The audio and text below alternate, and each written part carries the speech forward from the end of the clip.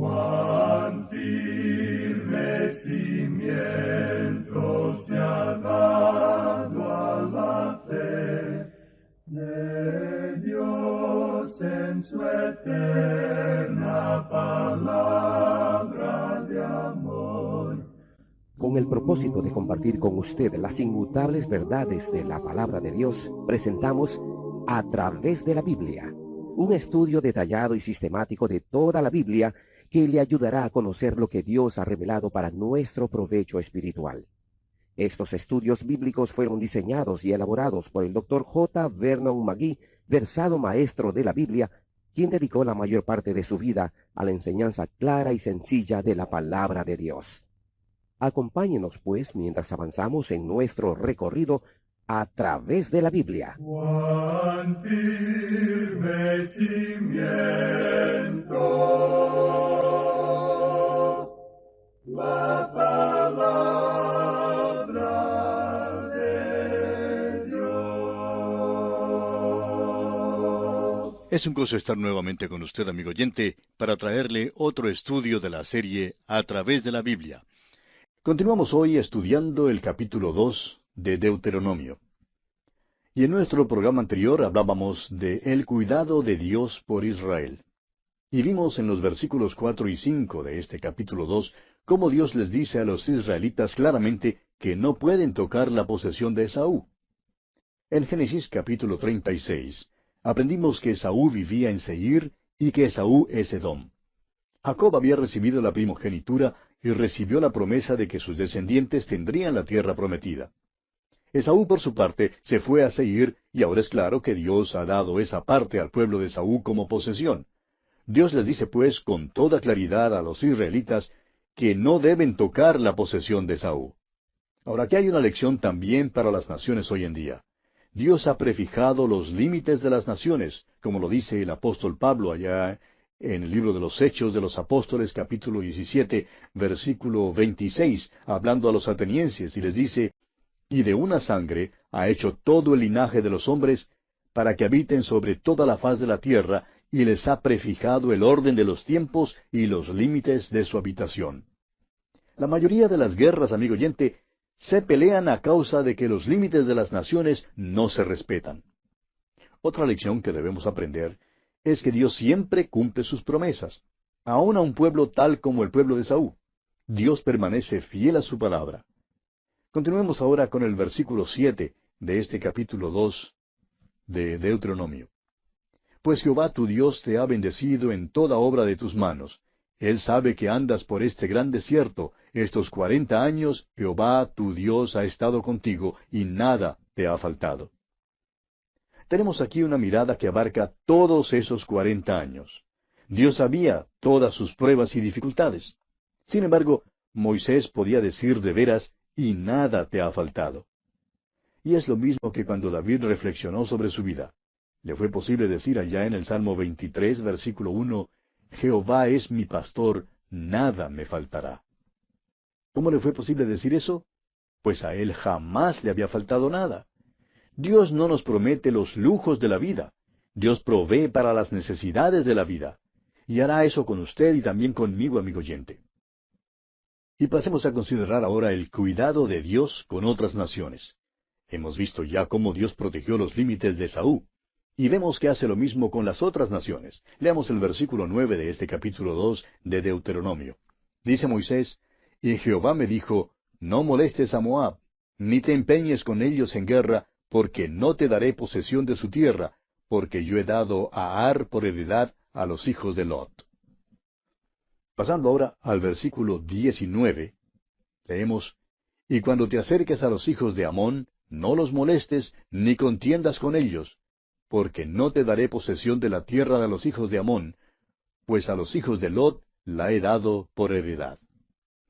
Los hijos de Israel afrontarán gigantes en la tierra, pero Dios les anima mostrándoles que para poder conquistar su tierra, Esaú también tuvo que destruir a los gigantes llamados Horeos, como lo vemos aquí en el versículo 22, donde dice, como hizo Jehová con los hijos de Esaú que habitaban en Seir, delante de los cuales destruyó a los Horeos, y ellos sucedieron a éstos y habitaron en su lugar hasta hoy.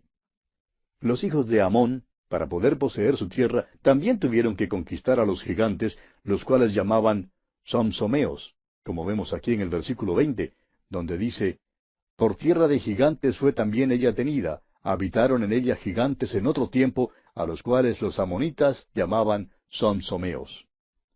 En la actualidad todavía hay gigantes. De vez en cuando aparecen muchachos que miden casi 2 metros de altura. Al parecer, pues, había naciones enteras de gigantes en aquellas tierras. Veamos ahora la conquista de Transjordania. Leamos el versículo 24 de este capítulo 2 de Deuteronomio. Levantaos, salid y pasad el arroyo de Arnón.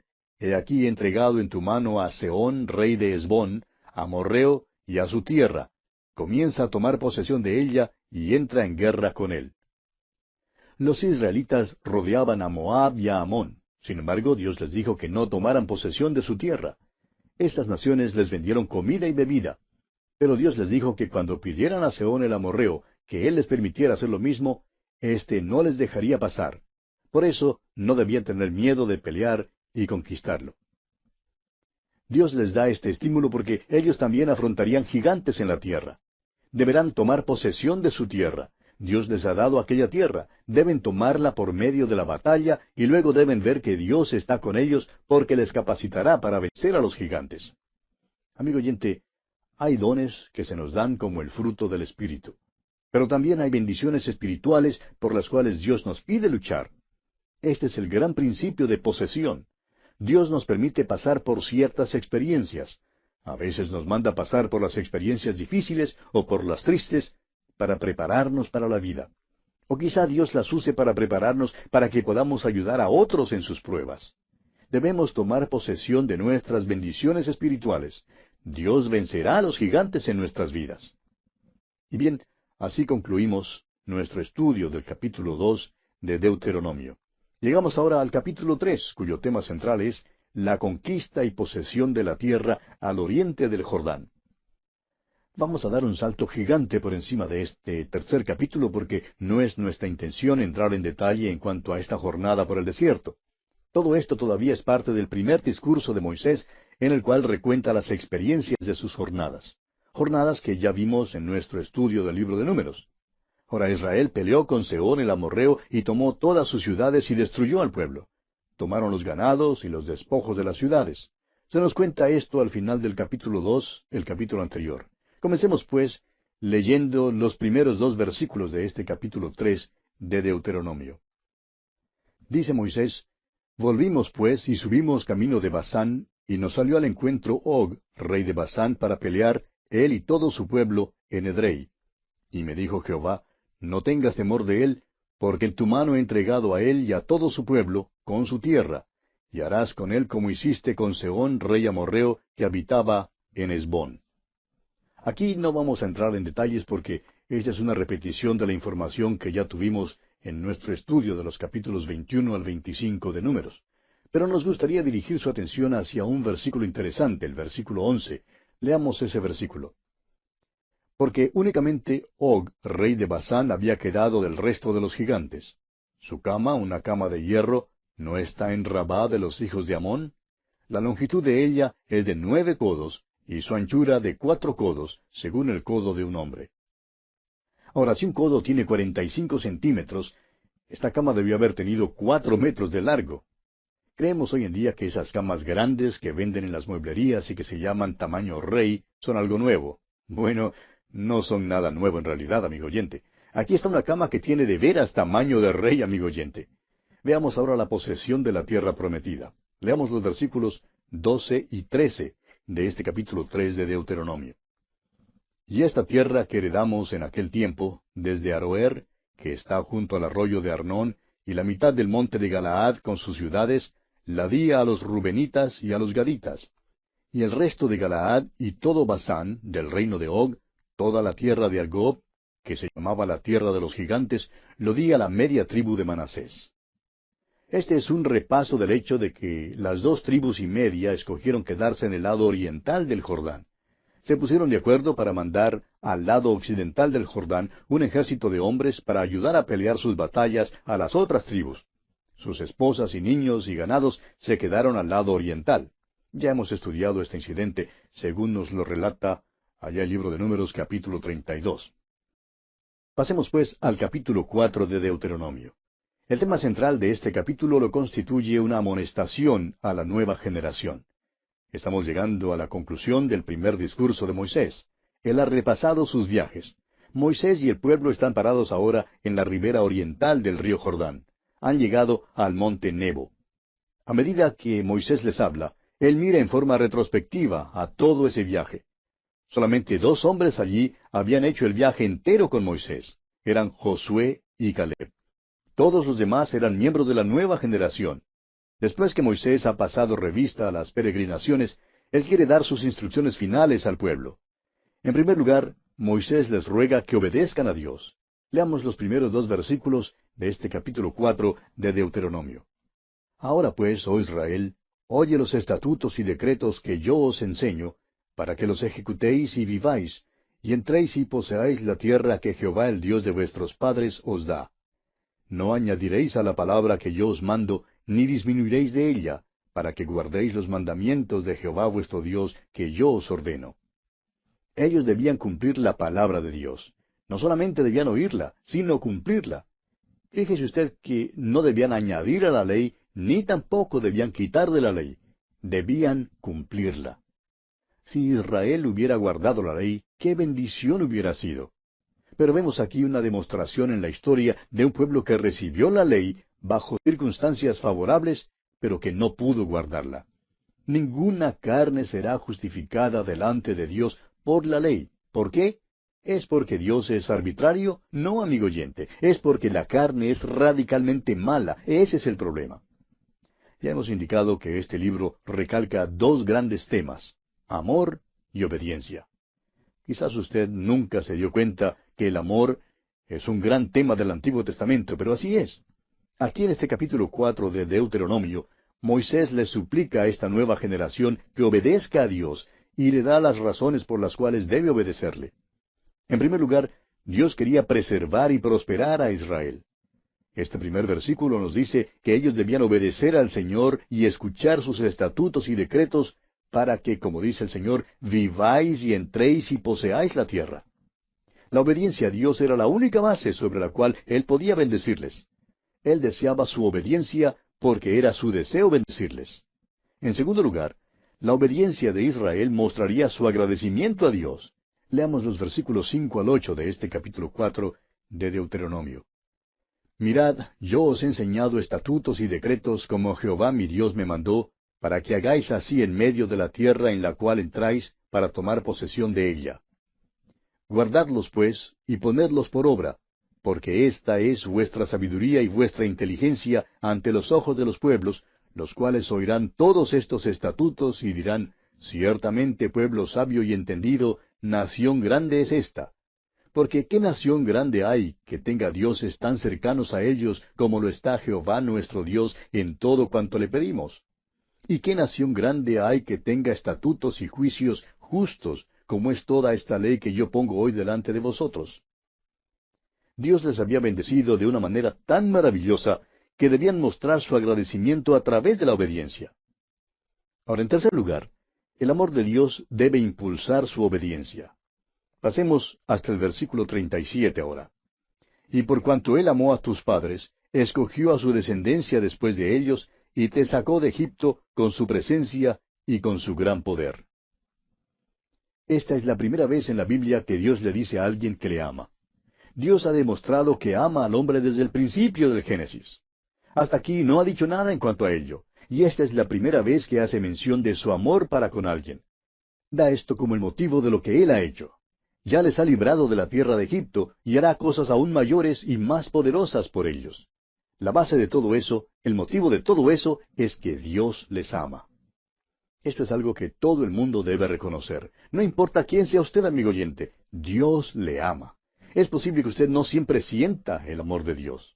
Nuestros pecados se constituyen en obstáculos entre Dios y nosotros, pero a pesar de nuestro pecado, Dios nos ama a usted y a mí, amigo oyente. Ha demostrado ese amor en la cruz de Cristo. Si usted viene a la cruz de Cristo, conocerá entonces el amor de Dios. Bien, en cuarto lugar, deben obedecer a Dios porque pertenecen a Él. El versículo 1 del capítulo 14 de Deuteronomio dice, Hijos sois de Jehová vuestro Dios, no os sajaréis ni os raparéis a causa de muerto. La obediencia a Dios es la primera ley de la vida, amigo oyente. El hombre tiene un odio natural e ingénito hacia Dios. El hombre no quiere obedecer a Dios. El hecho es que el hombre se opone muchísimo a Dios. El hombre ha vuelto la espalda a Dios, rechaza a Dios.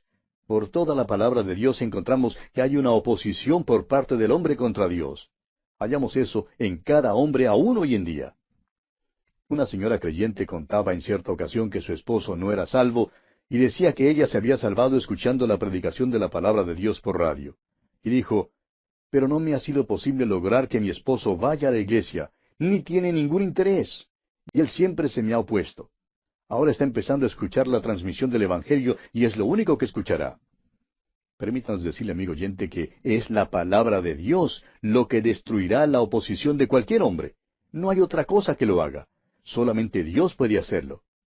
Si Israel tan solo hubiera guardado la ley de Dios, ¿qué bendición habría tenido? Veamos ahora los resultados de la obediencia y de la desobediencia. Volvamos al comienzo de este capítulo 4 de Deuteronomio y leamos los versículos 3 y 4. Vuestros ojos vieron lo que hizo Jehová con motivo de Baal Peor, que a todo hombre que fue en pos de Baal Peor destruyó Jehová tu Dios de en medio de ti. Mas vosotros que seguisteis a Jehová vuestro Dios, todos estáis vivos hoy. Sucedió que los miembros de esta generación conocieron el tiempo cuando Balaam fue llamado para maldecir a Israel y no le fue posible maldecirlo. El hecho es que solo le fue posible pronunciar bendiciones. Pero hizo una sugerencia al rey Moab. Aconsejó al rey que aunque no podía maldecir al pueblo, el rey debiera dejar que su pueblo bajara para casarse con los hijos de Israel. Esto implantaría la adoración falsa entre ellos y luego Dios les juzgaría. Y esto es exactamente lo que pasó. Usted recordará que vimos esto allá en el capítulo 25 de Números. Esto debía servir de ejemplo a esta generación y también debe servir de ejemplo a nosotros. Hay una recompensa por su obediencia. Aquellos que sí siguieron al Señor vivían y entrarían en la tierra. Dios les recuerda de nuevo que la obediencia trae con ella la bendición. Continuemos con el versículo 5. Mirad, yo os he enseñado estatutos y decretos como Jehová mi Dios me mandó, para que hagáis así en medio de la tierra en la cual entráis para tomar posesión de ella. La obediencia traería la bendición de Dios. Entrarían en la tierra para tomar posesión de ella, y su obediencia debía servir a un otro fin. Leamos el versículo 6. Guardadlos, pues, y ponedlos por obra, porque esta es vuestra sabiduría y vuestra inteligencia ante los ojos de los pueblos, los cuales oirán todos estos estatutos y dirán, ciertamente pueblo sabio y entendido, nación grande es esta. Israel debía ser un testimonio a todo el mundo.